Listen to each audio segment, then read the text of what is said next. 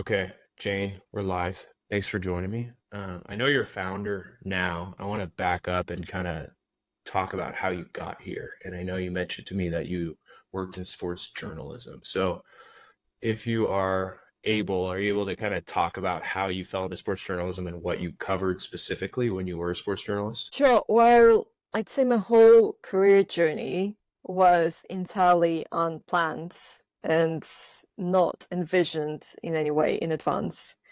Had anyone told me in my childhood that I would want to become a sport journalist, I would have probably laughed it off. And same with founding a startup or working in tech. Back in the days, all that pushed me into journalism was the fact that my family is very academic slash artsy. So I had relatives in journalism and I had relatives in academic and literature sectors. And so it was always presumed that I'm a good writer and a good communicator. So when I attended and opened my future university, saw what the faculty of journalism is like, and thought, well, I'm just going to have 4 fun years here. I have no clue what I'm going to do with my life next. So that's what I did. Went to that university, and I did have fun. But then for the first year and a half, I had no clue what I would do with my life until I happened to have a chance to work at the Olympics with the Olympic Broadcasting Services as a production assistant. And that experience of being a part of something big, something global, something that brings people together, something that changes lives, that made me want to pursue this and do something to make this experience a part of my life, to live it over and over. So I started pursuing the career in sport journalism, first as a writing journalist, then as a TV journalist. And in fact, I did it way before finishing my bachelor degree. I just worked along with my studies all the time that I could. I was just always good at multitasking, which really helps in my founder's life now. So I covered a bit of everything. I mean, I was the youngest. I started when I was like 19. That was the first time I went on the National Sport Channel. So I would normally be sent more to smaller events, but I did also get to cover pretty big football matches and some global tournaments in other sports, such as pentathlon. Um, so that's when really my journey as a storyteller started, because what I do now as a founder pitching my startup is very similar to what I did as a journalist. As a journalist, especially as a TV journalist, you have to construct this approximately 3 minute long narrative, which has to hook you from the first phrase. It has to continue all the relevant and interesting information. It has to tell a story, and it has to finish off with something that leaves you food for thought or has a call to action. So I just had to transfer this skill into my founding journey when I started doing that. Well, even before, when I was head of comms in the startup I worked for before. So that's my experience as a sport journalist. I lasted on TV for almost a year and a half. And then my parents talked me to taking up a master's degree abroad, which was UK. So eventually I resigned, and I really struggled with that because I really loved my job and I didn't want to leave. But well, eventually it turned out for the better, although it took some time to accept it. But I never went back into journalism after that. I think that's really helpful. And I'm curious, you mentioned about creating a compelling story. Can you maybe like highlight the favorite story that you covered in sports journalism and break it down and how you were able to create that hook and interest around it? I mean, maybe you mentioned the Olympics, maybe it is the Olympics or maybe it is a football match, but I don't know if one stands out to you. Well, I think it doesn't really have to do with the story itself, but more with the whole context around it. So when you put together a feature story, sometimes you get to go to an event with a camera operator to record things live. Sometimes you have to make an editorial feature, which means you dig through the archives to find the bits and pieces to cover your narrative, and you record some live interviews with people if they're still alive, or someone who can comment if the main characters are no longer alive. So I once had to put together a story on one of the renowned football coaches that was celebrating some anniversary, and he used to be very highly praised and recognized.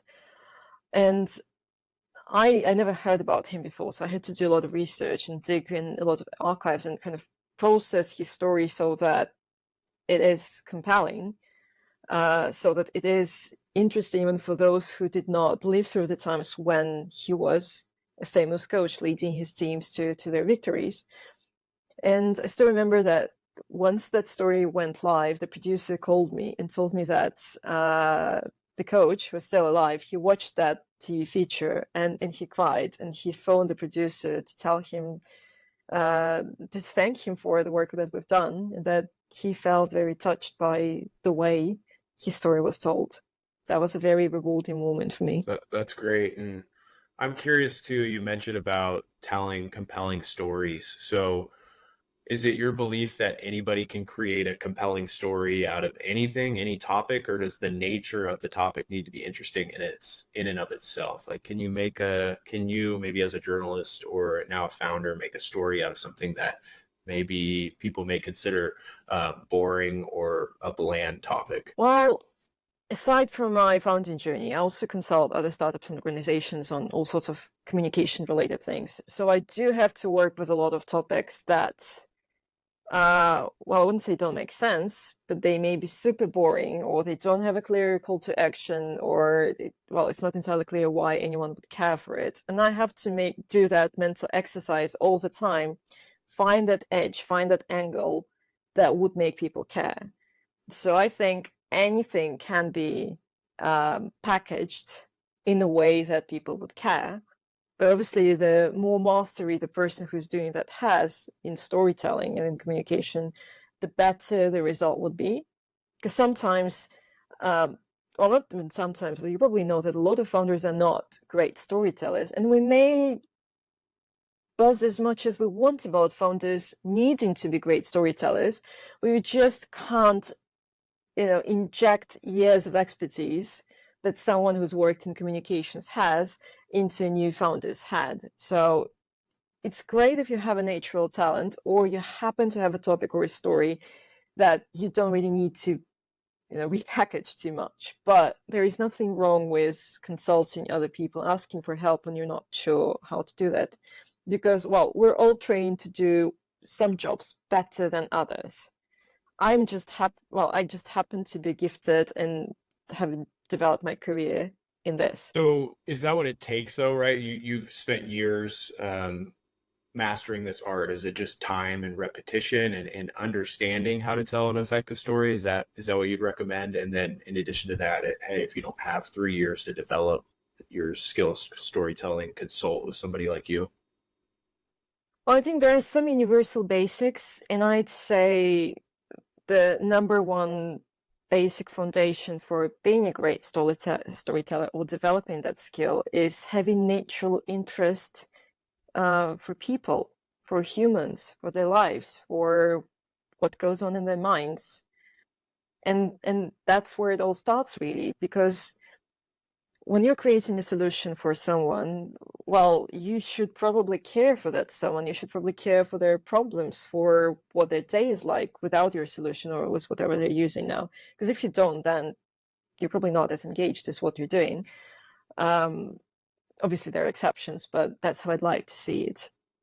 So being naturally curious and just never losing that wonder is something that sets you up for a good, position as a storyteller. So I'd like to say.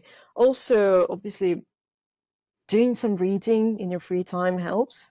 Like basics of psychology, understanding how human minds can work, understanding some of the motives and values and all of that. That's also important, because you just can't ignore, well, millions of years of human evolution and the patterns that we developed from it, and whatever has influenced the mentality of different, say, cultures and ethnicities and nationalities over the decades that have passed. So when you're pitching your solution in one market, you may want to sound completely different in another, because there is a historical context to it. So obviously it's now making this whole concept of how to become a storyteller more difficult. But I'm just making an emphasis on the fact that generally being curious and educated is already a great basis for developing the storytelling skills on top. How much do you think emotion plays into it? If I think about it, when you're storytelling or trying to persuade somebody, you're trying to make them feel a certain way and then act upon that emotion. Is that a fair assessment, or is that what you do maybe when you're trying to pitch your startup, or am I off base? So, in terms of emotions, it's a very interesting topic because my sincere belief is that provoking emotion and pressing the emotion into your audience are two different things.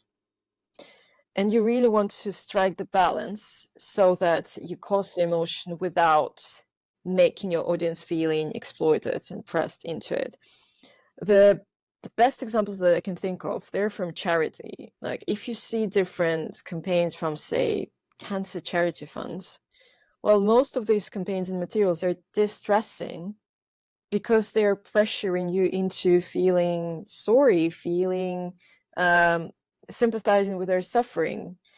And that's why most of the time you end up unsubscribing from those stories and from those posts, or you're just scrolling them down because you don't want to feel the pain, you don't want to feel irritated.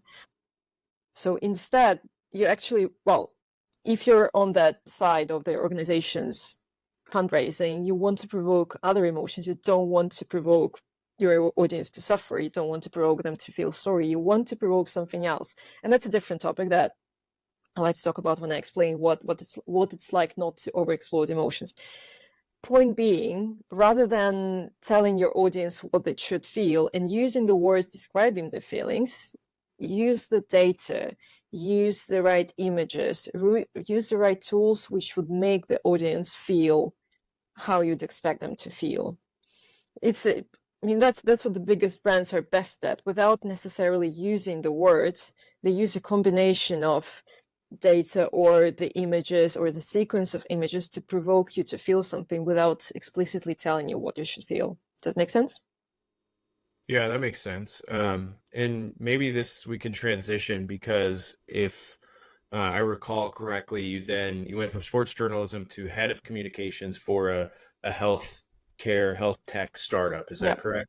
Yeah. And can you maybe talk about that specific company that you work for? And I believe it was in the cancer space as well. And then Yeah. maybe using this example that you just brought up, you can speak to how you framed discussing cancer care or selling a product or service that had to do with it, and how you framed that to not maybe make people feel bad or feel pain, but feel something else. So I don't know if there was a specific strategy you employed when you were at this specific startup. So, well, I really enjoyed working in a cancer care startup.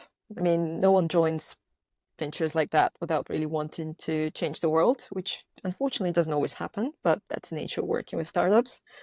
And we didn't really develop um, ourselves in the direction of social media exposure because we were too early for that, but we did produce a lot of materials for exhibiting our products and at events, and I pitched our products. In fact, the first ever product pitch I've done publicly, I've done on behalf of that startup, because at that time I was not aware that it's a CEO's job. Luckily for me, I guess the CEO didn't know it either. So I did my first pitch at the side event of the Web Summit in Lisbon, and I won that pitch competition, which was judged by the editor-at-large of TechCrunch. So I was really flattered. But like I said, I had an unfair advantage because I'm a former broadcast journalist, so I know how to put together a story and tell it. So in terms of framing topics like that, I guess the main challenge is to make people care without hurting people with the emotions that they don't want to feel. So cancer is a difficult topic.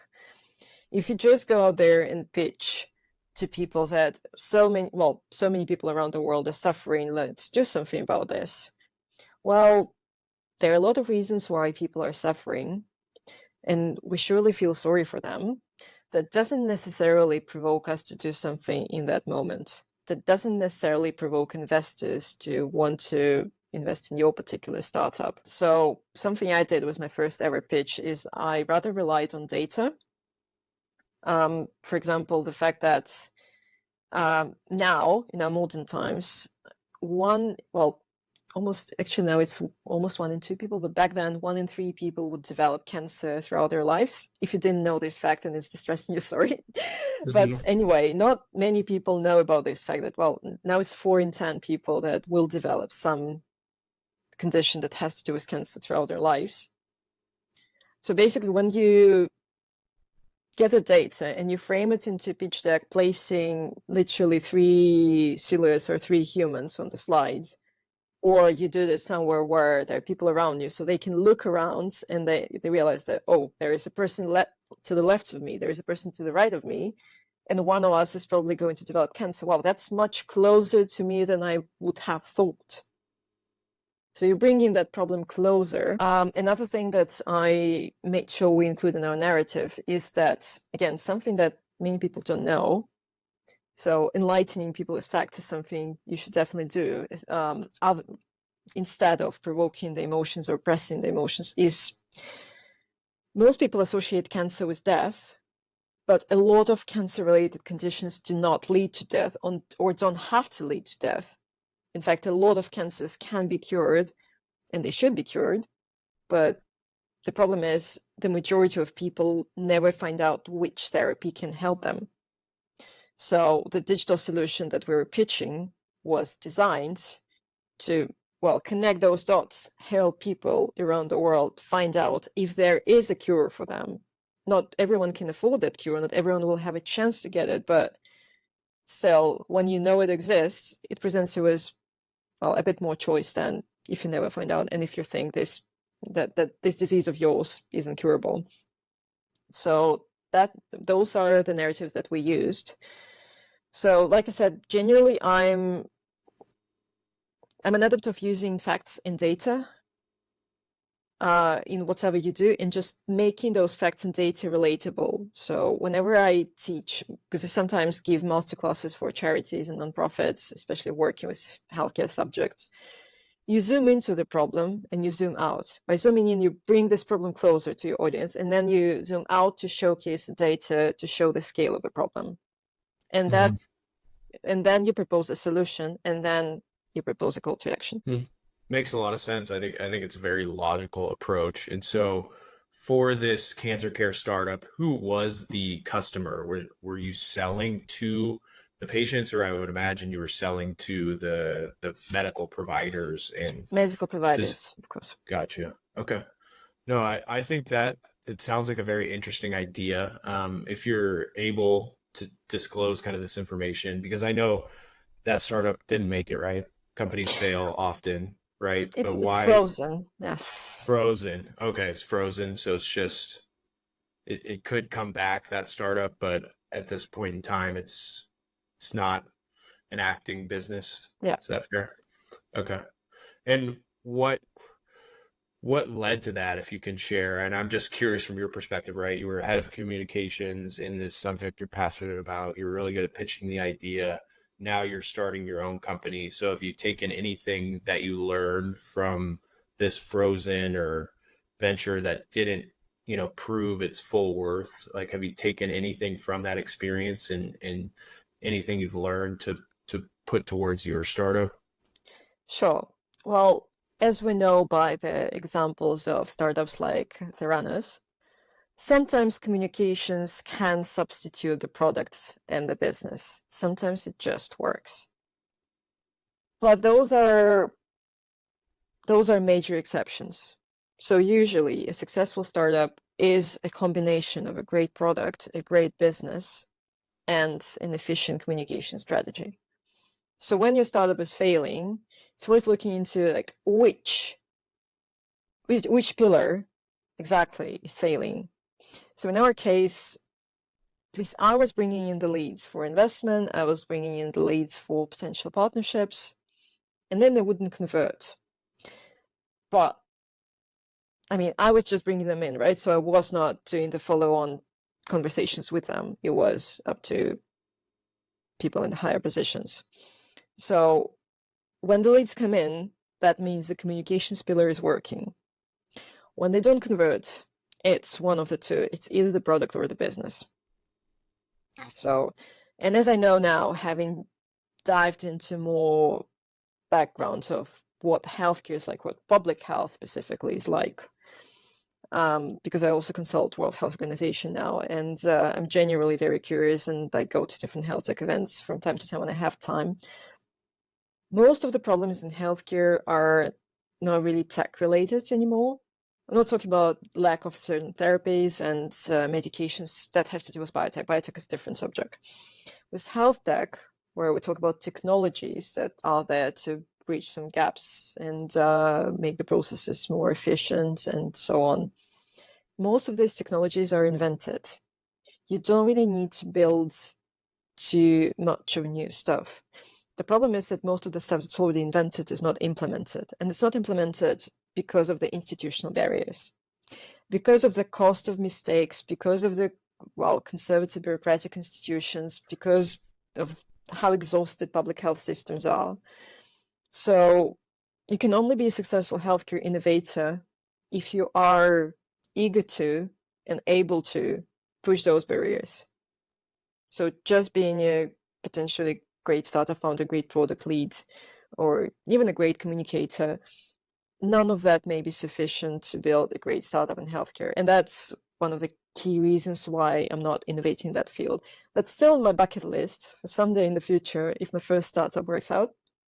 But I've drawn my conclusions from my experience, and I'd rather support those who are brave enough to do that than try something that I'm not ready to do myself. Yeah, I think you make a really good point, the bureaucracy of having something approved, but I think it's for good reason generally, right? As it directly Yes. affects people's well-being in their lives.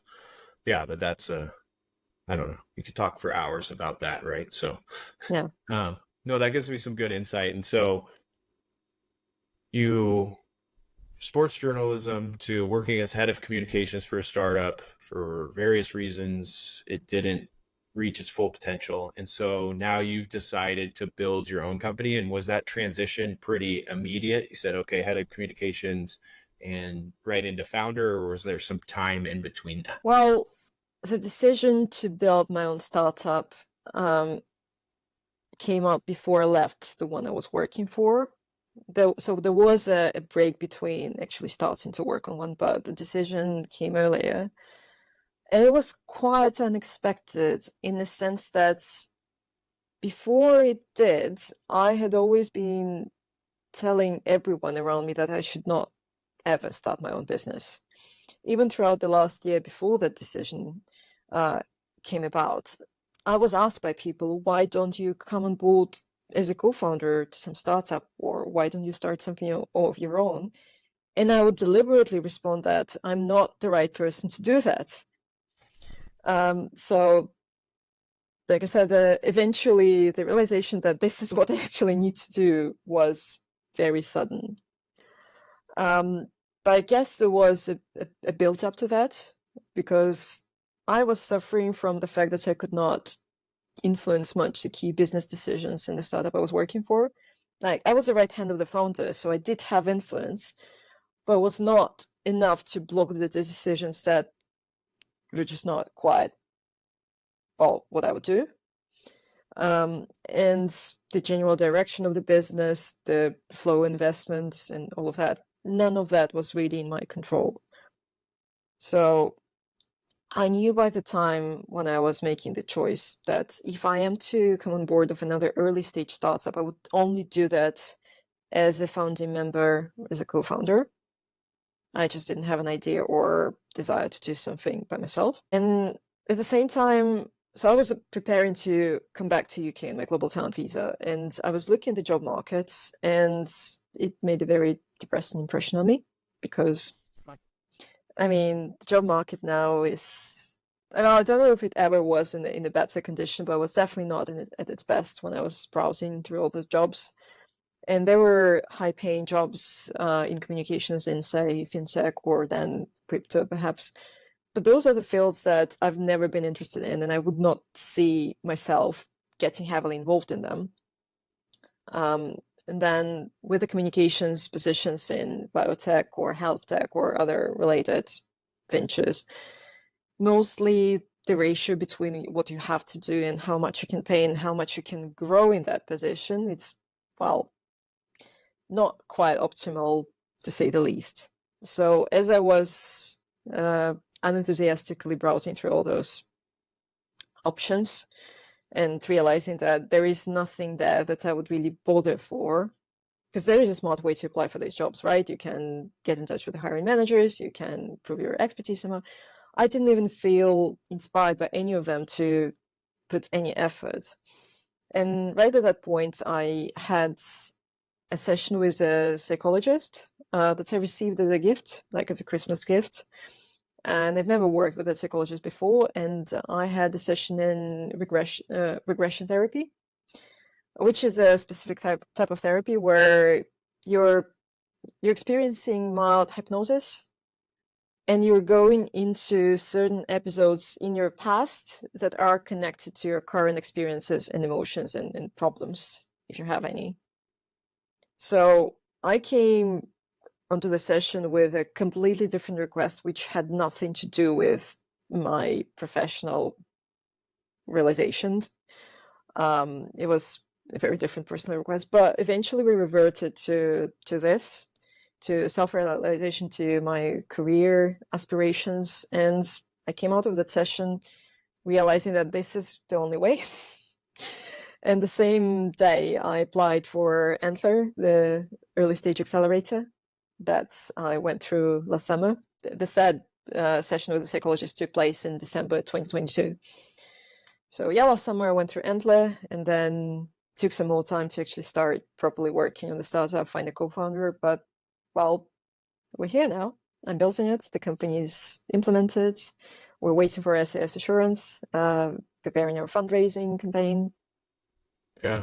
Well, It's been fun. congrats on taking the step. I want to back up a little bit. You said, I think when you were the head of communications at the other startup, that you said, "Oh, I will never be a founder. It's not the right position for me." But it seems like the job market kind of forced your hand a bit, among other things. But what was like in your mind when you would say those things? What was holding you back? Was it just fear, or is it anything specifically, or was there a reason like, no, I could not be the founder or the co-founder? Yes, there are reasons to that. So first of all, I guess the amount of responsibility you take on when you build your own company, it's huge. I don't have any relatives, well, aside from my brother, but he's a lawyer. He's got his own company, but it's different. I've never really had other entrepreneurs in my circle, in my family, before I started working in startup. So not having that relatable example made this whole field a complete unknown, which was scary. And seeing all the complex decisions and budgeting and all of that from inside the startup, it did not make it much less scary. So that's one thing. Also, I'm very aware of my chaotic nature. For me, it's very hard to be disciplined. It's very hard to be structured. And it's fine when you're a creative professional who is mostly accountable for their own deadlines. It's a completely different story when you're building a business and you have to hold other people accountable and you have to organize and structure. And I've suffered, well, the complications of my chaotic nature already when I was leading a team in a charity where I volunteered as a content team lead. It only works when the rest of the team is as accountable as you are. Otherwise, things do start falling apart at some point. I was only doing that part-time as a volunteer, so obviously I couldn't invest myself fully, but I just knew that it doesn't come naturally to me to be organized and structured. So that was one of the things holding me back. And that was one of the reasons why I was specifically looking for a person, a co-founder, who would be more organized and structured than I am, better at Excel spreadsheets, better at follow-up notes. I did find her. Yeah, and I think that makes a lot of sense. And I've talked to other people in the past. I mean, building the team is really key, right? Yeah. But just to kind of continue on that thought, so I think those fears, those doubts make a lot of sense. I mean, do those still come up, or do you have any regrets since beginning this journey? I definitely don't have regrets because I guess what helps is I had nothing to lose and I wouldn't see myself doing anything else. Like, in a sense, by not having anything to lose, I didn't quit, Google, where I would be waiting for my next promotion. No, I quit a startup that I knew was not going to take off. I didn't see anything else in the job market that would entice me more. And I'm only accountable for myself. I don't have mortgages. I don't have a family. So I knew that I may have just this short time frame in my life when I really have nothing to lose. So it may just as well be now or never. So no regrets. Is it hard, and do I still have the same views and concerns? Sure, I do, all the time. Especially when I forget to follow up someone important, or I lose some important bits of information, or I mess up with the priorities and the tasks. That happens. I mean, when you're building your business for the first time, you mess up a lot. You don't know what's the best way to do it. You don't know what's the right or wrong way to do it. And you have to figure it out, and it's scary. But, well, what can you do? Obviously I'm trying to discipline myself, and I'm glad that I now have a co-founder who is helping me a little bit in that sense. But I also try not to be overly too harsh, because I keep repeating to myself, this is not a sprint, this is really a marathon. I'm trying to solve an equation. I'm trying to figure out, how do I build this business? It does not have to be a unicorn. It doesn't have to be an overly successful venture. As long as I prove to myself I can build it, then I could either improve it later on or build something else from scratch. So I guess that mindset where you're not after any specific big goal, like you do have some wishes and how do I put this, lighthouses to aim for, that probably makes it a bit of a healthier race than if I was trying to apply my usual sprinter frameworks to that. So do you kind of approach it day by day and say, what do I need to do today, as opposed to I need to build this company that has this much revenue and secures this much funding? Is that a part of it? Like, hey, just today or just this week? It's a bit of both. Like, they're big lighthouses, as I call them, like things that we would ideally want to achieve, with full understanding that this is what we aim to do, but we're both working on it part-time at the moment, and there are a lot of other variables that may influence our chances to comply with these goals. So there are certain big goals, there are certain milestones that we need to aim for, and deadlines that we have to comply with, but also there is this day-to-day thing. I really like the framework that's adopted from one of the trainings that I took last autumn, where you have this like lighthouses in the year's time, and then you reverse plan it. So in a year's time, we want to be here. Then what do we need to have done by this date in 6 months, or in 3 months, or 2 months? So you don't plan from day 1 to day 365. It's the reverse planning from that eventual point where you need to be in a year's time. But also for every day of your life, you write out one main task that you absolutely have to complete today, and the reward that you get for that. So obviously, it doesn't mean that you only do one task per day. Usually, you can't afford such a luxury as a founder, but there has to be just one priority. So if you have to drop everything else today, then they should be done by all means. And you're only allowed to have one task like that per day. Otherwise, it's just not sustainable long term. And you have to write out the reward. So usually the reward is break. So it's not something that you buy for yourself. It's rather what you're going to do once your task is achieved. Something to look forward to during the day while you're working on it. So I usually use a magnet board on my fridge, and I write out my main task for the day and my recreational reward. And what do you like to do? Or like, what is your break ideally? If you say, you just had a productive day, so okay, I need a few hours. What is it that you're doing? So one of my biggest hobbies is dancing. So if it's one of those days when I have classes and social near place where I live, then that would probably be my recreational activity. I usually don't travel to other venues that are too far away now because I don't really have much time for commuting. And if it's not dancing, very rarely, probably during the weekends, because I work on Sundays, I plan a couple of hours for drawing. I used to love drawing in the past, and I'm still trying to get myself back into it, but it's extremely hard to make time for it.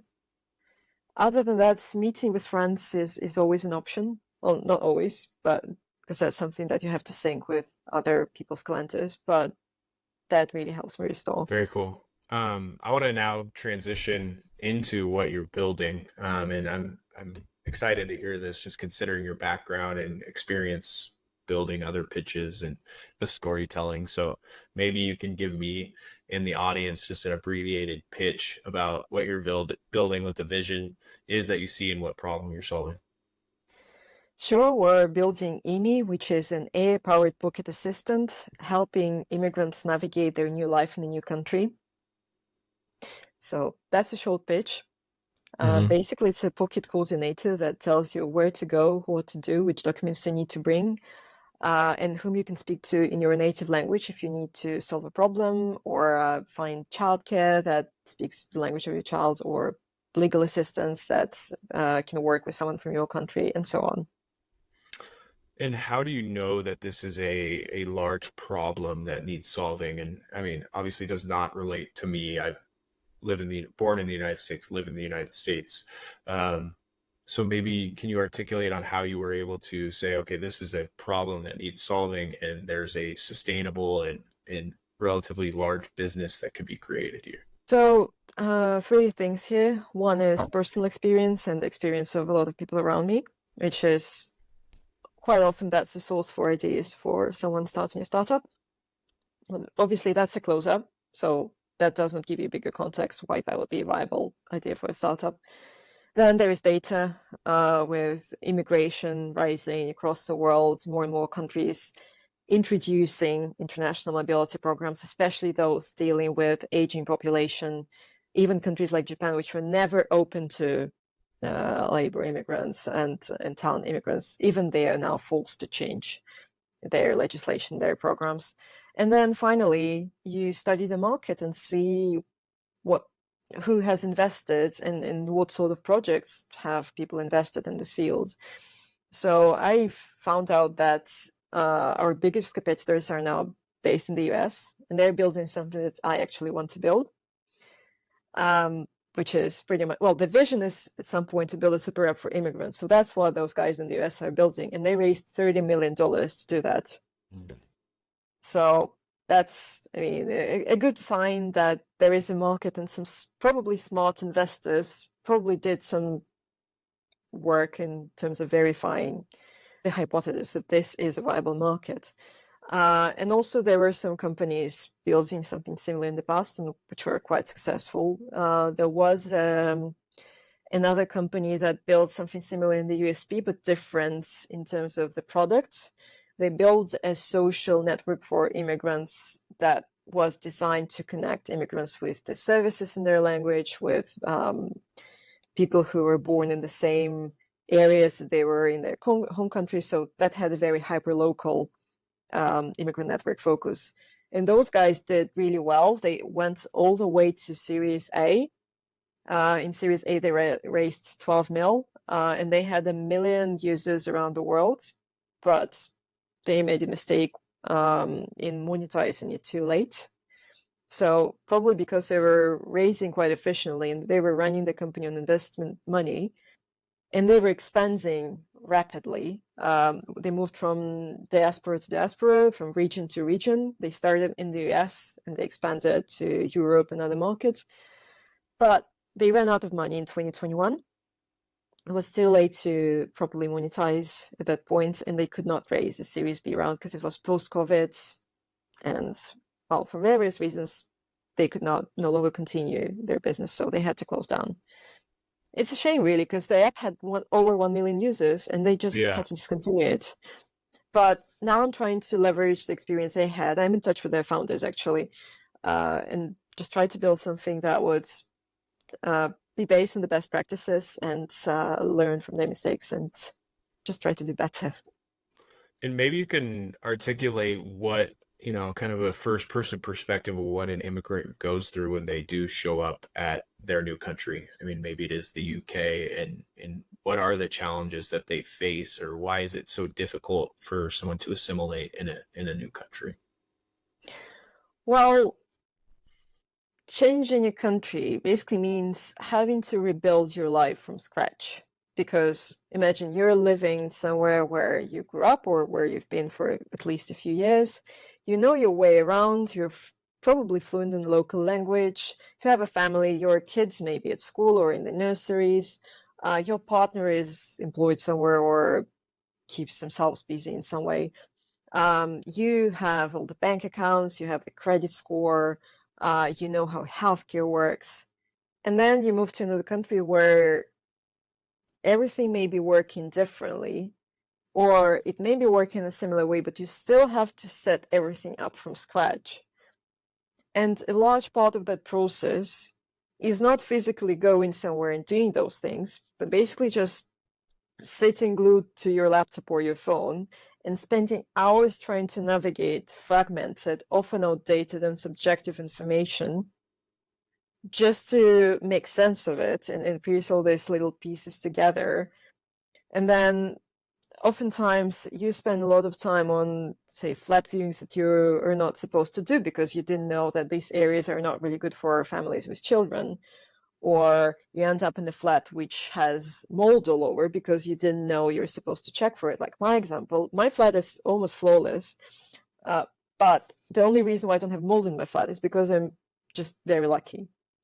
I did not know there is a problem with mold in UK and in London when I was moving in. So for some reason, that bit of information just escaped my mind, and I didn't know that I'm supposed to check whether my flat is faulty in any way in that sense, or many other things, or like how do not get scammed by someone renting out a flat, because that happens all the time. So all these things lead to lots of time lost, lots of stress. Like I believe my flat search in London last year really contributed to me being diagnosed with depression and anxiety later that year. It did contribute a lot to that build up. And then also quite a lot of avoidable expenses can be optimized and excluded if you just centralize and structure that information, and especially if you provide access to it. Well, not necessarily in every language, that would probably be impossible, but thanks to different NLP enhanced tools, now you can provide that information in many more languages than just English or whatever language is local for the country. Yeah, and so essentially, you're almost replacing Google, or like someone needs to just go on and just Google everything. Where do I live? Where do my kids go to school? How do I open a bank? And you're saying, here's our recommendations because we know the area, we know what's best for you as an immigrant. So it's just going to be that one-stop shop for all resources for them. Yep, it's a one-stop shop for resources. Plus, there is this AI component, which is not the key part of the solution. It's just something that provides a better user experience. So the Pocket Assistant part means that rather than Googling it by yourself or having to go through this database, if you don't feel confident and you know how to find it, you just, ask, almost like you would call a friend and ask, hey, how do I do this? And the AI assistant, which is trained on the database, provides you with the reply tailored to your question. So that's the idea. Obviously, a well fine-tuned assistant part is going to come later. We can't do it at early stage. But the idea is eventually to make this app which works exactly as a human coordinator or relocation manager, which is something that you can get if you're in a very high position relocated by a wealthy corporation. So to make that service accessible to everyone, that's the aim. And what is the plan from a monetization standpoint? You mentioned that the immigration social network kind of folded because they didn't monetize soon enough. So I'm curious, is this going to be subscription based or maybe affiliate based? What? We see three different revenue streams here. We definitely don't want to monetize on all users on the B2C side, because that would strip the project of its original social impact angle. There's no secret that a lot of immigrants coming in just do not have the spare funds to pay for something like that, which is fair. And I'd like to make it clear that this is not a relocation software. This is not HR tech. This is not relocation tech. This is, well, I like to think of it as global tech, something that makes the world more welcoming, global, and just. So we would not want to impose a paywall on that. But we definitely are considering a freemium solution where the premium version would just have some extended functions with the basic access to information and everything which is, well, essential to make it work would be available in the free version. We still don't think it's going to be our main source of monetization. Definitely not. So we're thinking affiliate marketing through businesses present on the platform. And as we grow in numbers, obviously advertising will also step in. And then we're hoping that this could be a viable B2B solution for small to medium businesses relocating their stuff.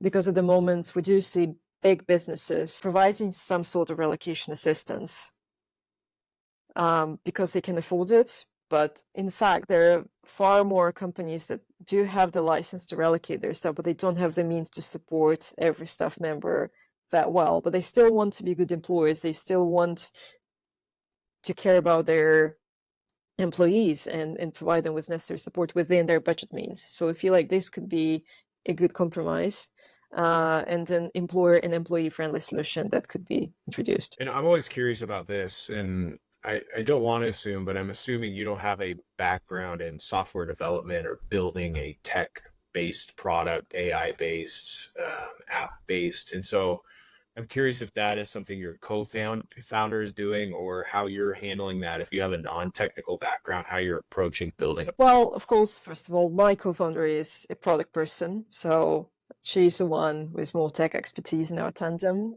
But also it's essential to distinguish between the tech-heavy solutions and non-tech-heavy solutions. So despite the AI components in the product we're working in, basically it's still not deep tech, especially considering how much more democratized AI has become. It's really about assembling the existing bits and pieces of technology to make it work, rather than developing something fundamentally new. In fact, developing an app like this is very easy. The hard part is connecting all these dots and all the components, bringing in people, marketing it to enough people in the B2C market, bringing in all the providers to land them on the part which connects with the service providers, developing the community within the app, reaching out to the B2B providers and making the white label solution for the employers. So there are a lot of things which just require a lot of connecting, a lot of communicating, even the content piece, to provide the content which is different to what Google can offer. There is a lot of manual work that has to be done. There is a lot of content creation moderation. Obviously, it's not just about manual content creation, because you can't possibly do that for every geography. There has to be a combination of manual content creation and scraping. But still, it's not very technical. It's just a lot of tedious work, and it's about piercing these ready-made technical solutions with the right approach, with the right work on the side of business. So that's one of the reasons why I'm building it, not just because I'm an immigrant myself, not because I recognize a problem, but also because I see it as the best application of my current skills and experience. I am the connector, so I'm connecting those dots. And you mentioned it there that you're an immigrant yourself. So I'm curious what immigration taught you as you look back on your life. I mean, do you look back on that decision to move to a new country as something that shaped you today, or what specifically did it do to allow for growth or exploration yourself? Interesting question.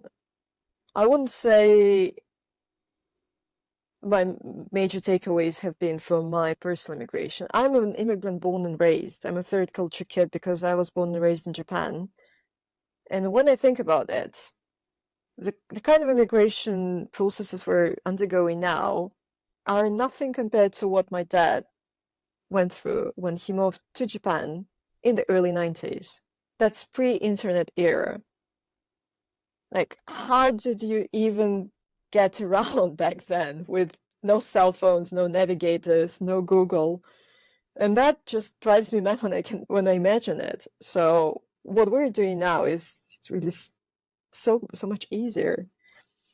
So in that sense, I guess the example of my parents has taught me that geographical borders are, well, just one of the variables in the equations of our lives. It can be easily changed. And having immigrated a few times, I guess that just deepened my belief in the fact that we can live and work in almost any country we want to. And if you're not happy living somewhere or doing something, it's all about, well, trying different ways to solve the problem until one of them works. I genuinely treat goals as tasks to solve because the goal is a bit more abstract. You can either hit it or not. When you've got a task to solve, then you just keep trying different ways to solve it until one of them works. So yeah, I guess immigration is one of the best ways to learn it. Oh, and also it kind of puts you in a situation where, you know, it's leave it or take it. You're either staying in the country and you're dealing with it and you're, well, solving your problems one by one because that's the only way, or you leave. And do you lend that maybe your experience with immigration to leading you down a path of founding a company, or have you not thought of it in that way? I don't know. I don't think this specifically led me into it. I do see a lot of companies in UK, and not just in UK, founded by immigrants. Well, that's the case in the US as well. But yes, maybe one of the possible drivers of this phenomenon is just the fact that we already have to push a certain number of boundaries and challenges. So for us, comfort zone is often already non-existent. Like when people ask me how did you get out of your comfort zone, I was like, I don't know that I had one to step out of.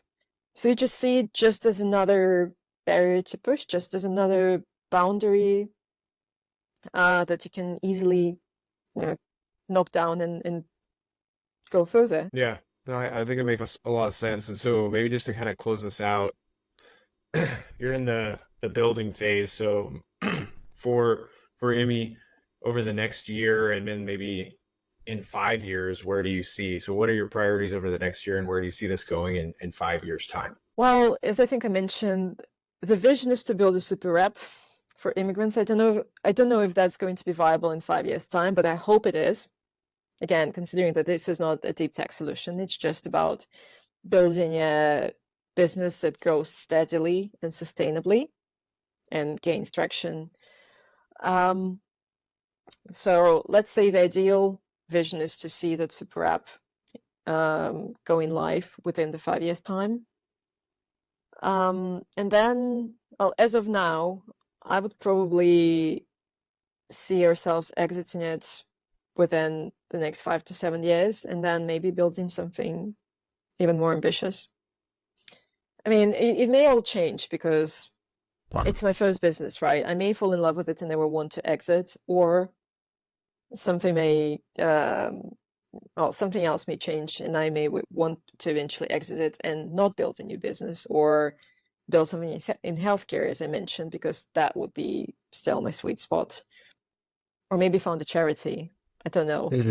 But for now, I'm focused on our goals for, say, this year. And this year, all I want to do is to fundraise and to launch products and to see first traction and first B2B contracts to, well, basically help us fund our business without having to get venture capital. Because my concern with venture capital is that it would be challenging for us to find a venture capital firm that would align with our social impact goals. If we do, that would be brilliant. But if not, we'd have to think of a way to grow without it, which is not impossible, but it's just going to be more challenging. And so what are your other options for funding outside of venture capital? At the moment, we're looking for angel investments and grants. I think that's the most sustainable option for us now. But like I said, if we do find a way to connect the dots again between venture capital and our mission, then why not? Okay, yeah. I think those are great goals. I mean, I think it's a great mission, and I mean, I wish you the best of luck. And you talked about it earlier that you didn't really see yourself becoming a founder, but you've kind of taken the plunge, and so good. Best of luck to you. I appreciate you taking the time to do this. Hopefully, this provides some visibility to you and what you're building. But to close this out, I'll give you the floor. Where can people find you, and any closing thoughts? Well, the easiest way to find me is on LinkedIn. I'm Jane Fisher. And my workplace is now marked as Imii.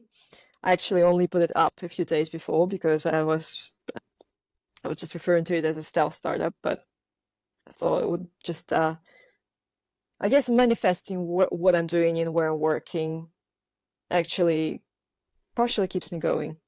Because Okay. one of my worst fears is to manifest on something I wouldn't be able to deliver. So manifesting and delivering, those are the two processes I try to sync. Very nice. Maybe any advice for any other entrepreneurs out there, founders that are going kind of sit through the same things you are? I think two main pieces of advice that I can give. So I drive a motorcycle. Well, not anymore, but that used to be one of my hobbies before I sold my motorbike. So I always compare founder's journey to driving a motorbike. If you're considering ever doing this, I'd say if you can not do it, just don't do it. If you cannot envision yourself not doing it, then by all means do it. So only do it if that's the only way. And the other advice is something I mentioned earlier. Rather than setting goals, set yourself tasks and try to solve them until one of the ways works. Can you just give a quick example on that? Is it basically saying, instead of saying, I want to make $1 million, it's, I'm going to build a website that has all these resources for immigrants and just see what happens? Is that kind of the difference between a goal and a task? Well, a task requires a more algorithmic approach, so to speak. Like you're acting like a computer, asking yourself questions and building the answers in a if yes then or if no then logic. If you've ever done programming, you know how it works. Like, can I do this? If no, then can I find someone who can do this? Yes, no, or yes, okay, then you start picking, can X do this, or can Y do this, or can Z do this? If no, then what else can I do? And then, so you just basically build an algorithm until you arrive at the solution. So it's not like, okay, can I do this? No, oh, then probably it's not for me. Solving yourself doesn't mean you try once or twice and then give up. You keep testing on this if no then something until you reach your end goal. Okay. Yeah, that makes sense. No, I appreciate the explanation. And I think, again, I appreciate the time. I'll put your LinkedIn down in the description below. If there's anything else I can do for you, please let me know. And thanks again, Jane, and best of luck. My pleasure. Thank you so much for having me.